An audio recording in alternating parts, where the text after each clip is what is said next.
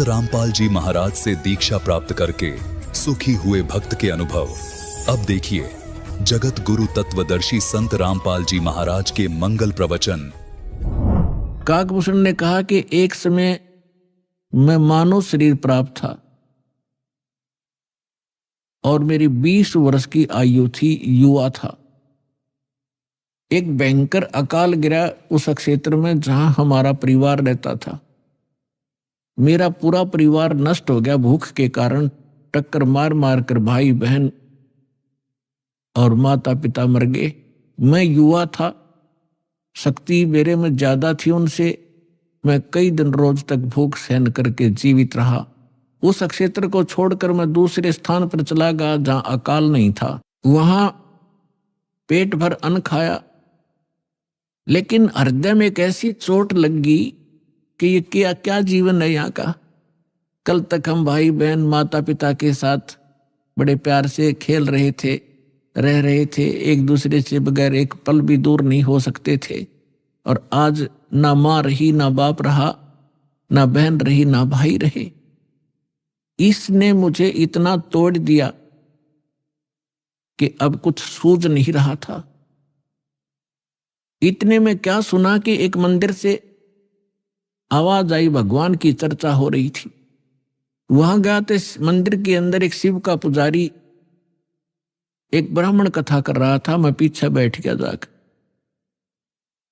कथा के उपरांत सभी श्रोता चले गए, मैं वहीं बैठा रहा। ब्राह्मण ने पूछा, बेटा क्या बात है, कहां से आए हो, कौन हो?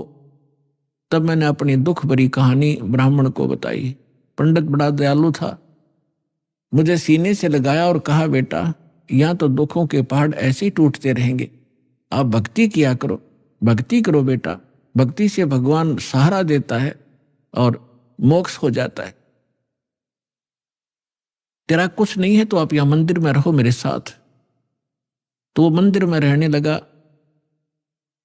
अब दास जो आपको स्पष्ट करना चाह रहा है कि 2 प्रकार से मानव शरीर प्राप्त होता है। एक तो टर्न वाइज, 83 लाख योनियां भोग कर गधे कुत्ते सुअर सब आकर के मनुष्य शरीर मिलता है।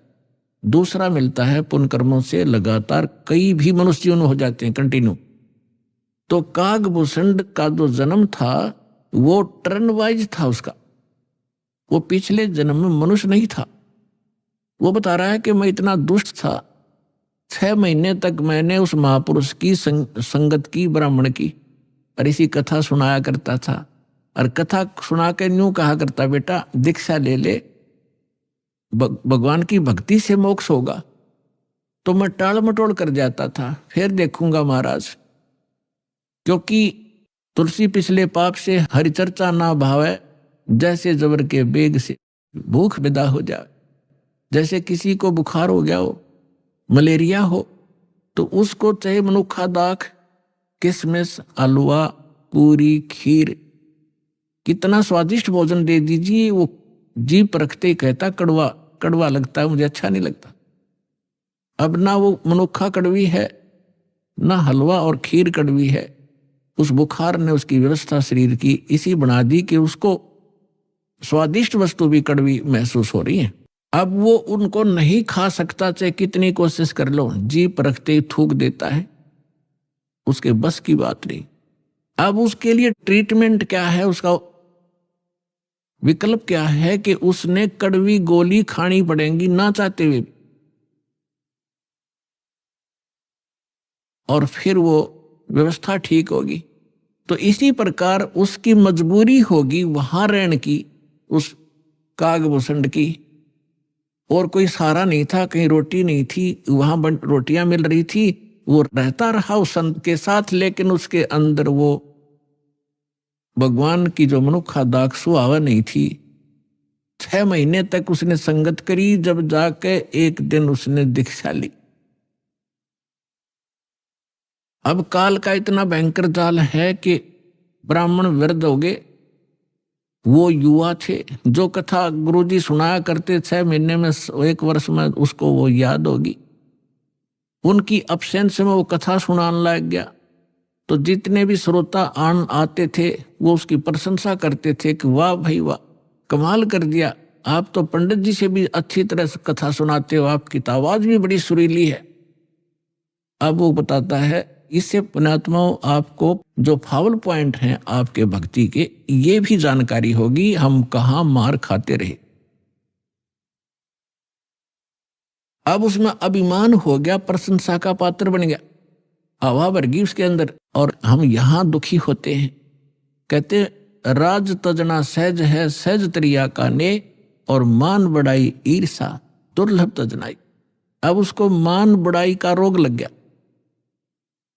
एक दिन गुरुजी आए अपना पूजा पाठ करने के लिए, अपने घर से आते थे, उसको मंदिर में इंचार्ज बना दिया था, और वो बैठा था अपने प्रशंसकों के पास। 20-30 भगत बैठे थे, भगतमती बैठी थी, वो चर्चा सुना हुआ था। गुरुजी आगे, और वो जो भगत थे वो सारे उसके प्रशंसक हो गए।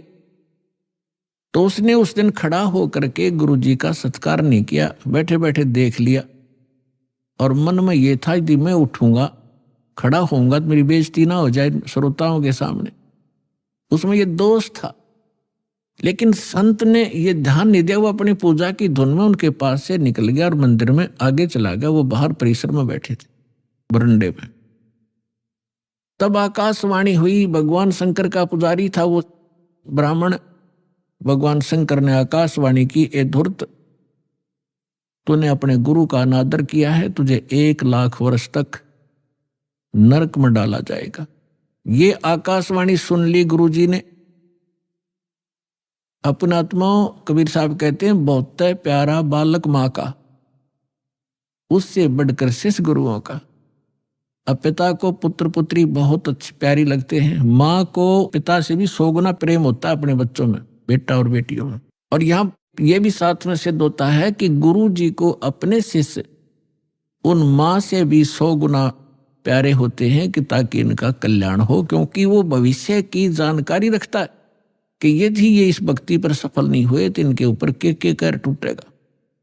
इसलिए उस भविष्य के दुख को जानकर आपको इतना प्यार देता है कि ये इस भक्ति पर जुड़े रहें, इतना मोह बनाता है कि कहीं ये डगमग ना हो जाए, इनका भविष्य नाश हो जाए, दुर्गति होगी इन बालकों की। फिर तो इस प्रकार उस संत ने आकर महात्मा ने कहा कि बेटा क्या गलती होगी, भगवान क्यों अक्षुब्ध हुए तुझसे? अरे अक्षमा याचना कर भगवान से। आप भी खड़े हो गए और उससे भी कहा, और कहा है भगवान बालक है, भूल पड़ गई होगी, आपका बच्चा है, अक्षमा करो, आप तो दयालु हो, आप तो कृपालु हो, महादेव हो। फिर आकाशवाणी की कि इसने अपने गुरु का अपमान किया है, ये मेरी बर्दाश्त से बाहर है। जब ये गुरु का आदर नहीं कर सकता तो मेरे लोक में आवेगा, यहाँ भी यो उस भस्मासुर जैसे काम करेगा। ऐसे दुष्ट को मैं कैसे एक्सेप्ट करूंगा? तो जैसा आज ये गुरु के प्रति इसका व्यवहार है, ऐसा ही मेरे प्रति होगा। पुण्यात्मा परमात्मा कहते हैं, गुरु मानुष कर जानते ते नर कहिए अंध, और होवे दुखी संसार में आग गयम के फंद। परमात्मा आपकी ट्रायल लेता है कि यदि इस दास के स्थान पर मैं होता तो ये सामने वाला मेरे साथ जैसा आज इसके साथ व्यवहार कर रहा है, ऐसा ही मेरे साथ करता। तो इस प्रकार आप जी को इन सत्संगों के माध्यम से वो भक्ति नाशक पॉइंटों से भी आगाह कराया जाता है कि जिस कारण से आपकी भक्ति इन कारणों से नष्ट होती है। फिर भी उन्होंने बार बार प्रार्थना करने से शंकर भगवान ने कहा कि जो मेरे मुख से वचन निकल गया अब ये वापस नहीं हो सकता। इतना अवश्य कर दूंगा तेरे गुरु जी की प्रार्थना पर कि उस नरक के अंदर तुझे यम के दूत दुखी नहीं करेंगे। रहना पड़ेगा 1 लाख वर्ष तक नरक में ही, उसको मैं बाहर नहीं कर सकता। अब यहां परमात्मा कहते हैं, मासा घटे ना तिलबद है, विद ना लिखे जो लेख, और सच्चा सतगुरु मेट कर ऊपर मारते मेघ। तो ये भगवान केवल उतना ही कर सकते हैं, इससे वो कम और ज्यादा नहीं कर सकते। जो उनकी किसी भी 3 ताप के कारण या प्रारब्ध के कारण जो भी उनको सुख या दुख है उतना ही मिलेगा। अब जैसे किसी मंत्री का मित्र हो कोई, उसकी सजा हो जाती है तो वो मंत्री उस सजा से मुक्त नहीं करा सकता, उसको जेल में तो रहना पड़ेगा। लेकिन उस मंत्री के प्रभाव से वहां के जेलर और कर्मचारी उसको कष्ट कति नहीं देंगे, ये अंडरस्टूड है, लेकिन रहना पड़ेगा जेल में ही। इस प्रकार कागभूषण बता रहे हैं कि मैं ऐसा नालायक था कि उससे पहले के आज मुझे पिछली इतिहास नजर आता है, क्योंकि मैं भक्ति पर हूं। मैंने असंख्य जन्म खो दिए थे, जो टर्न वाइज मुझे असंख्यों जन्म मनुष्य के मिले, लेकिन भक्ति मैंने किसी भी जन्म में बीज नहीं बोया भक्ति का। और उस जन्म में मेरा भक्ति का बीज बू गया, और वो भक्ति का बीज पड़ने का कारण मेरे परिवार का नाश होना था। अगर वो परिवार नाश ना होता, वो परिवार के वो तो अक्षेत्र ही नाश हो गया था, तो वो मेरे लिए वरदान सिद्ध हो गया। आज मुझे महसूस हो रहा है वो कष्ट ना आता तो मैं उस जन्म में भी भक्ति नहीं करता, इतना नीच था। अब कागभूषण कहता है उसके बाद मेरा 1 लाख वर्ष के बाद फिर पुनः जन्म हुआ, भक्ति की कसक मेरे अंदर फिर भी बनी रही। मैंने एक लोमस ऋषि के साथ वाद विवाद कर दिया भक्ति के ऊपर। उसने श्राप दे दिया, रे चंडाल, तेरा चंडाल के घर जन्म होगा, काग चंडाल के। तो कहता है कि जब गुरुजी ने मुझे ऐसा क्रोध से वचन बोला, मेरे को क्रोध नहीं हुआ, मैं समझ गया कि बात बिगड़ गई। मेरे मन में क्रोध नहीं आया, ना दुख हुआ, मुझे एहसास हुआ कि मेरे से भारी गलती बन गई। तो मैंने उनके तरफ करबद्ध होकर के हाथ जोड़ के ऐसे मायूस सा बनकर कहा कि हे ऋषि जी, जन्म तो दास को कहीं दे देना, पर एक वरदान भी दे दो कि मेरे भक्ति भूल ना पड़े। तो उसने कहा भाई ठीक है, तेरा जन्म तो होगा चंडाल का, लेकिन ये आशीर्वाद दे देता हूं कि तेरा याद बनी रहेगी भगवान की। तो फिर काग चंड के घर ये जिसका जन्म हुआ, पूरा इतिहास बता रखा परमात्मा ने अपने सूक्ष्म वेद में। ब्रह्मा जी का वाहन है हंस, उसकी हंसनी को ब्रह्मा जी की पत्नी सावित्री उसको गर्भ धारण कराने के लिए काग चंड के घर लेगी। उनके संयोग से फिर कागभूषण का जन्म हुआ। ऊपर से मुंह काग का है, नीचे शरीर देवताओं जैसा है। फिर ये कहता है कि गरुड़ जी उसके बाद जो नेक्स्ट जन्म मेरा चंडाल के घर हुआ कागभूषण नाम से, उस जीवन में मेरे भक्ति की कसक, जबरदस्त कसक बनी रही। मैं घूम रहा था, भटक रहा था, गुरु भी बना रखे थे, ऋषियों के पास भी गया था और भक्ति भी कर रहा था। उसी दौरान मुझे एक जोगजीत नाम के महापुरुष मिले। उन्होंने मुझे सतलोक और सचखंड और बहुत आगे की जानकारी दी, और उन्होंने मुझे एक ऐसा मंत्र दे रखा है, उसका जाप करता हूं और मेरी बहुत लंबी उम्र उन्होंने बख्श दी है। तो पुण्यात्माओं, वो जोगजीत कौन थे?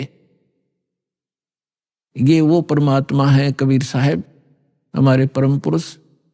ये भिन्न भिन्न रूप बना के भिन्न भिन्न नामों से यहाँ आते हैं और अच्छी आत्माओं को मिलते हैं, उनको भक्ति से युक्त करते हैं।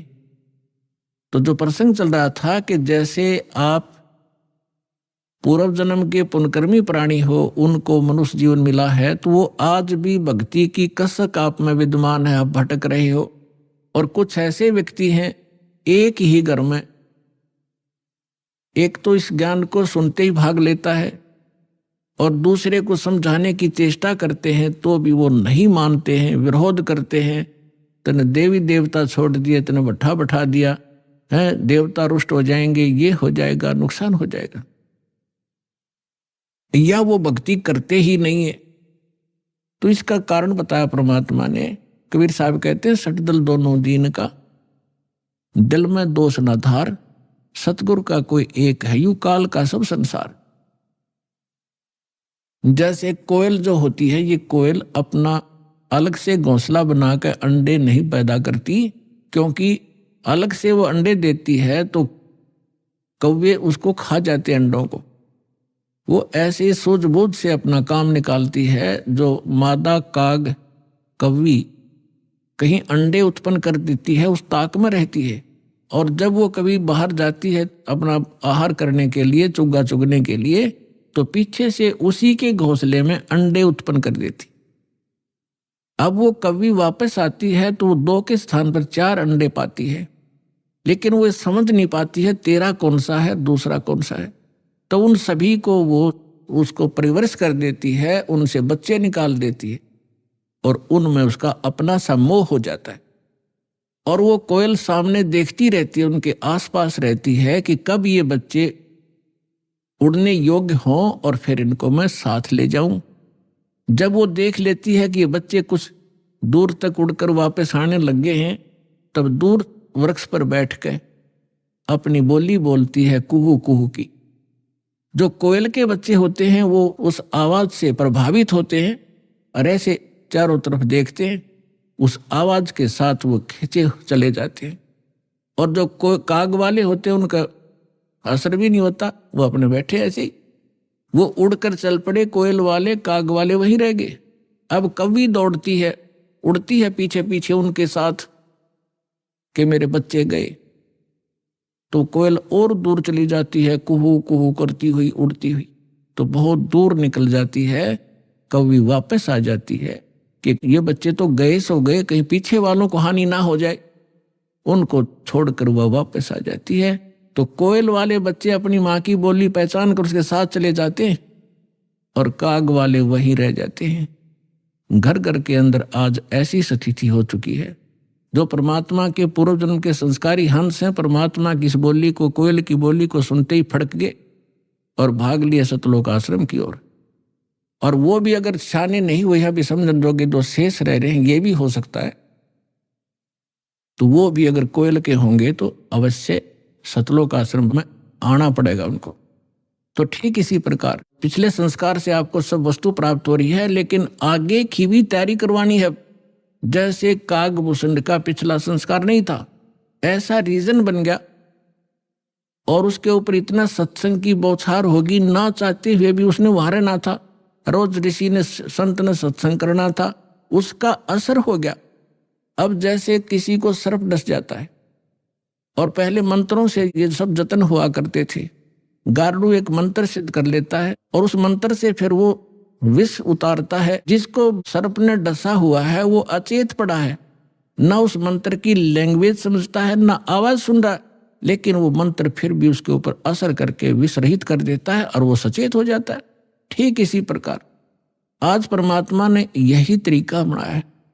ऐसे साधन बना दिए, चिप बनवा दी, ये DVD बनवा दी, सुबह दोपहर शाम की आरती कंपलसरी करनी पड़ेगी। अब घर के अंदर जो सदस्य नहीं भी नाम लेना चाहते और ना सुनना चाहते, वो घर से बाहर कहाँ जाएंगे। आप अपनी आरती भी कर रहे हो, आप अपना मंत्र जाप भी कर रहे हो, आप परमात्मा की वाणी सत्संग भी चला देते हो देर सवेर, तो उनके ऊपर उस कागभूषण की तरह एक दिन असर होगा और वो भी या राम नाम की कलम उनका भी चढ़ जाएगी एक दिन और उनका पार होगा, क्योंकि भगवान का वचन है।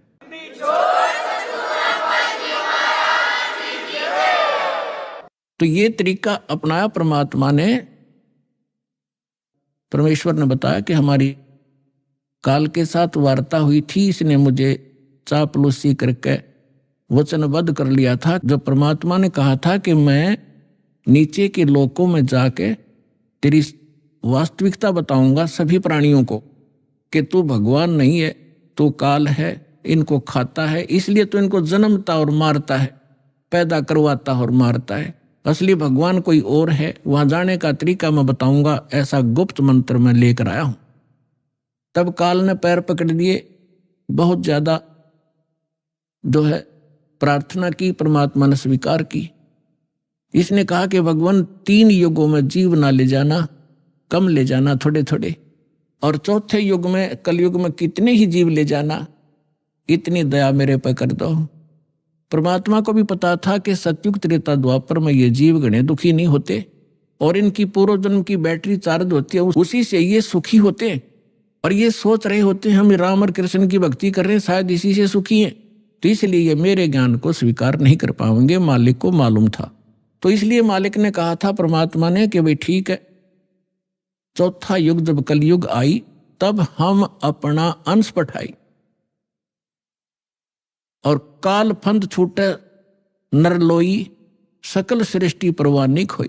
परमात्मा ने कहा था जब कलयुग के अंदर मैं अपना दास भेजूंगा और फिर ये काल के सब बंधन छूटेंगे और सारा विश्व मानव शरीरधारी प्राणी और साथ में जो पशु पक्षी हैं वो भी मनुष्य धारण करेंगे और वो सभी नाम लेंगे। सकल सृष्टि परवानिक हुई।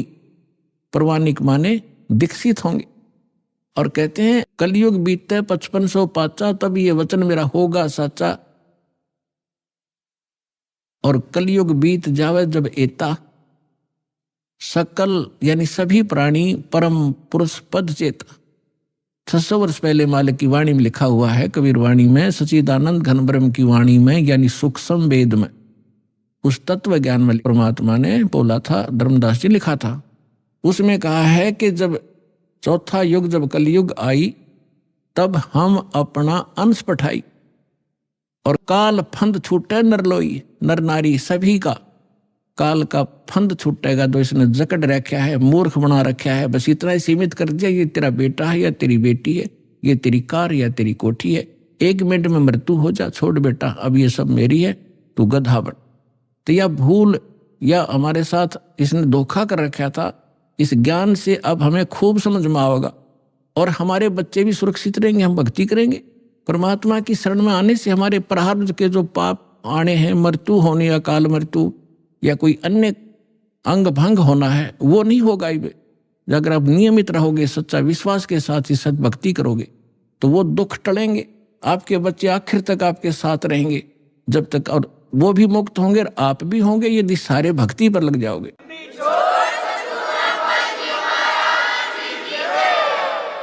परमात्मा ने कहा था कि काल फंद छूटे नरलोई सकल सृष्टि परवानिक होई। काल का जो बंधन है कर्मों से बांध रखा इसने, और ये सब छूटेगा और सारी सृष्टि उपदेशी होगी। कलयुग बीतते 5500 पाचा। धर्मदास जी से कहा था कि कलयुग बीतते 5500 पाचा तब ये वचन मेरा होगा साचा।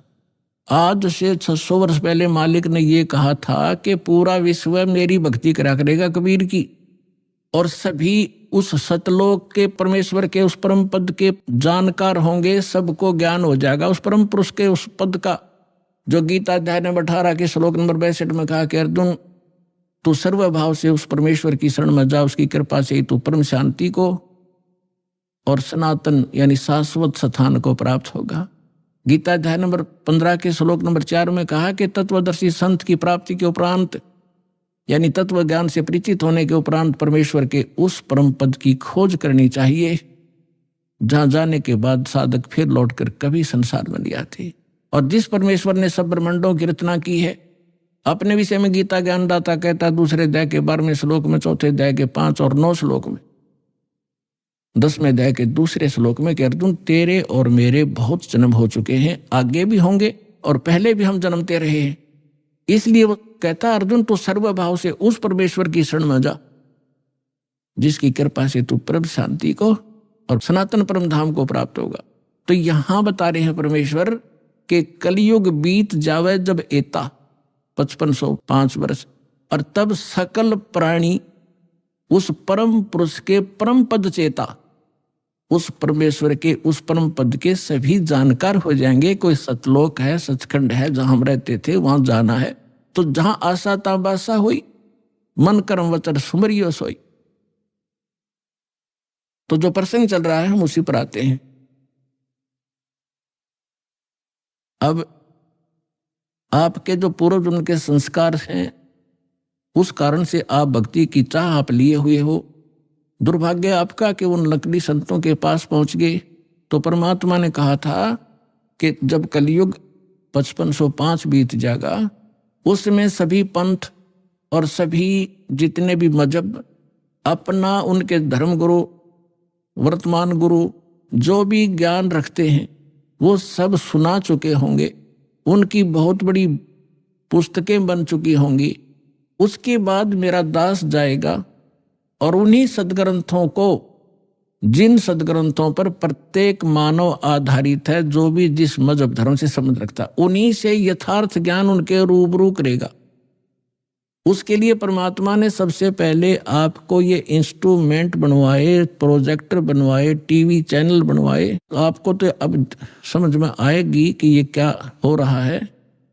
और आपको इतना तो ज्ञान है कि आज से 10-12 वर्ष पहले इनका नामो निशान नहीं था, और पीछे जाओगे तो किधर सोच भी नहीं थी कि ये ऐसे इंस्ट्रूमेंट बनेंगे। यदि मानव बना सकता तो बहुत पहले बना लेता इसको। ये परमात्मा का दिया हुआ ज्ञान बुद्धि है, पूरा विश्व उसके बालक हैं। कहीं से भी इसने किसी क्षेत्र से, पृथ्वी के किसी कोने से भी इंस्ट्रूमेंट किसी भी अपने बच्चे से बनवाया, ये गॉड गिवन माइंड है, जीव सत्र का ये नहीं बना सकता। ये इसलिए बनवाया दाता ने, पहले आपको शिक्षित किया। अब इस दास का जन्म 1951 में हुआ, तब तक शिक्षा का कोई नामो निशान नहीं था। इक्का दुक्का की तो बड़ा करता कोई, और उसके बाद एकदम बाढ़ सी आ गई। इतने आकर्षित हुए, कारण कुछ भी बिना, चाहे रोजी रोटी के लिए सब ने डिवोट कर दिए अपने बालक। 20-20 वर्ष तक बेटा बेटी पढ़ो पढ़ो, और मालिक ने दया करनी थी कि इसका सदुपयोग करेंगे। फिर ये इंस्ट्रूमेंट आपके सामने है, सदग्रंथ आपके रूबरू कर रहा है दास, और उनका निष्कर्ष निकाल के परमात्मा के ज्ञान से तोल रहा है। तो इस मानुष जीवन का मूल उद्देश्य यही है कि आप भक्ति करके यहाँ से पीछा छुटवाओ, और जिस परिवार को आप सुखी और धनी देखना चाहते हो वो भी भगवान से ही हुआ करता है। भगवान आपको दोनों काम करेगा, यहाँ भी सुख देगा और मोक्ष भी मिलेगा। अब ऐसा कौन अनजान होगा जो इस अवसर ने चुकेगा? आप सभी इस बात को स्वीकार करेंगे। तो प्रसंग अब चल रहा था कि हम जब सतलोक से आए, हम धनी थे भक्ति के। इस काल भगवान ने अपने ऊपर रेस्टोरेंट बना रखे हैं, स्वर्ग महास्वर्ग।